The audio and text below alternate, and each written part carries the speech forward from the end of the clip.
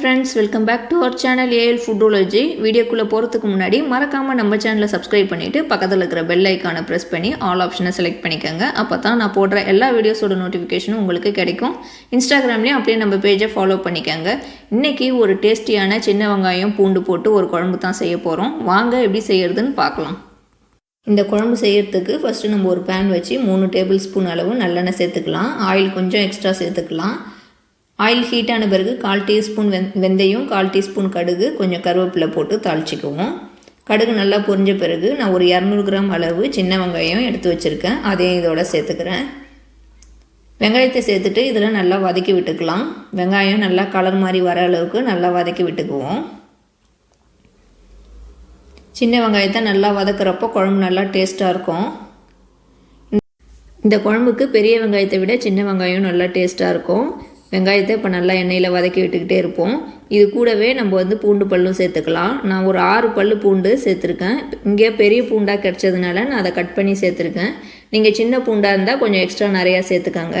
இப்போ பூண்டு சேர்த்துட்டு இப்போ நம்ம வெங்காயத்தோடையே நல்லா வதக்கி விடலாம். பூண்டோட பச்சை வாசம் போகிற வரைக்கும் நல்லா அதை வதக்கி விட்டுக்கலாம். பூண்டை நல்லா எண்ணெயில் வதக்குறப்போ அது நல்லா டேஸ்ட்டாக இருக்கும். அது இப்போ இது வதங்கிட்டு இருக்கிறப்பவே நான் ஒரு தக்காளியை மிக்ஸி ஜாரில் எடுத்து கட் பண்ணி சேர்த்துருக்கேன். இதை இப்போ நல்லா அரைச்சிக்குவோம்.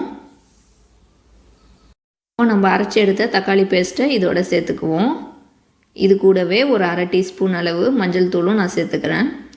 தக்காளி பேஸ்ட்டு சேர்த்துட்டு இப்போ நல்லா அதை வதக்கி விட்டுக்கலாம். தக்காளி நம்ம வதக்காமல் தான் அரைச்சோம். அதனால் அதோட பச்சை ஸ்மெல் போகிற வரைக்கும் நல்லா வதக்கி விட்டுக்கலாம். பூண்டும் தக்காளியும் பச்சையாக இருக்க ரொம்ப ஸ்மெல் வரும். அதனால் நல்லா வதக்கி விட்டுக்குவோம். தக்காளியை பேஸ்ட்டாக அரைச்சி சேர்க்குறப்போ குழம்பு நல்லா கொஞ்சம் திக்காகவும் இருக்கும், டேஸ்ட்டாகவும் இருக்கும். இப்போ தக்காளியை வதக்கிட்டு 1 டீஸ்பூன் அளவு தனி மிளகாய் தூள் சேர்த்துக்கிறேன். ஒரு 4 டேபிள் ஸ்பூன் அளவு குழம்பு மசாலா தூள் சேர்த்துக்கிறேன். உங்கள்கிட்ட குழம்பு தூள் இல்லைன்னா நீங்கள் தனியாத்தூளும் மிளகாய் தூளும் எக்ஸ்ட்ரா கொஞ்சம் சேர்த்துக்கங்க உங்கள் காரத்துக்கு ஏற்ற மாதிரி. இப்போ தூள் சேர்த்துட்டு அதை கொஞ்சம் நல்லா வதக்கி விடலாம். தூளில் இருக்கிற பச்சை ஸ்மெல்லு அப்போ தான் போகும். அது வரைக்கும் அதை நல்லா எண்ணெயிலேயே வதக்கி விட்டுக்குவோம். ஸ்டவ்வை லோ ஃப்ளேமில் வச்சுட்டு அதுக்கப்புறம் வதக்கிக்கோங்க. இல்லைனா மசாலா ஒரு மாதிரி கருகுன மாதிரி ஆகிடும். இப்போ இதை வதக்கி விட்டுட்டு நம்ம தக்காளி அரைச்ச மிக்ஸி ஜார்லேயே கொஞ்சம் தண்ணி சேர்த்து அதையும் இதோட சேர்த்துக்கிறேன். ஒரு சின்ன நெல்லிக்காய் சைஸ் புளி எடுத்து கரைச்சி வச்சுருந்தேன். அதே புளி தண்ணியை இப்போ இந்த மசாலாவோட சேர்த்துக்கிறேன்.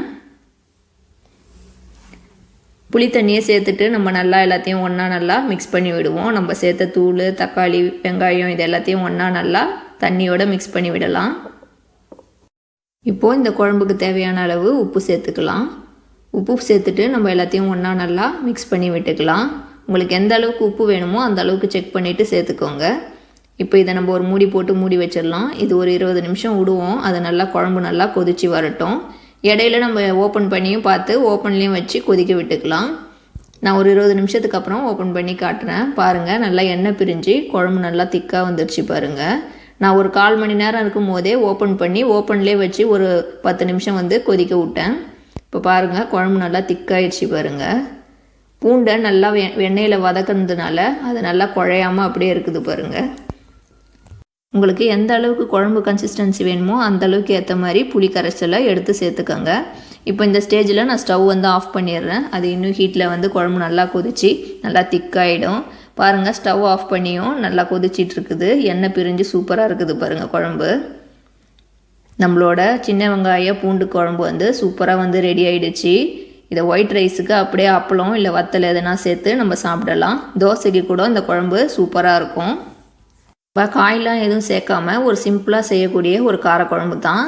இதை நீங்களும் உங்கள் வீட்டில் ட்ரை பண்ணி பாருங்கள். ட்ரை பண்ணி பார்த்துட்டு எப்படி இருந்துச்சுன்னு எனக்கு கீழே கமெண்ட்டில் சொல்லுங்கள். இந்த வீடியோ உங்களுக்கு பிடிச்சிருந்தா லைக் பண்ணுங்கள். இந்த வீடியோவை உங்கள் ஃப்ரெண்ட்ஸ் அண்ட் ஃபேமிலிஸ்க்கு ஷேர் பண்ணி விடுங்க. அப்புறம் மறக்காமல் நம்ம AL Foodology சேனலை சப்ஸ்கிரைப் பண்ணிக்கோங்க. தேங்க்யூ ஃபார் வாட்சிங்.